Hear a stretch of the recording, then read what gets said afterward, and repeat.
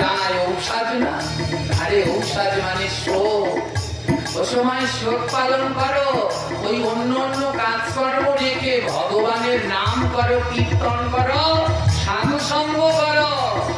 তোমার বাবা মারা গেছে, ঔষধ পালন করছে, ঘরে টিভি ছেড়ে টিভি দেখছে, ওদিকে ভগবানের নাম করছে, এর নাম দিয়ে রেখেছে ঔষধ। হ্যাঁ, এই ঔষধের বেদিতে যেন কাউকে না ধরে, ভগবানের সেবা যেন নিত্য সুন্দর ভাবে হয়। জাতপাতের ব্যাধি, এ ছুবে না, এ ধরবে না, ও মন্দিরে যেতে পারবে না, ও এটা করতে পারবে না, এর মেয়ের সাথে এর বিয়ে, ওর ছেলের সাথে কত কি গন্ডগোল।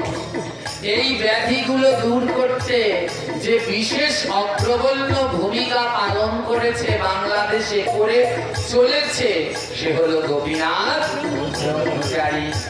তাই অনেক পাঠক পাঠ করে, কিন্তু জাতপাত এই ঔষধ সম্বন্ধে তার মতো এমন করে কেউ বলেও না, বুঝায়ও না।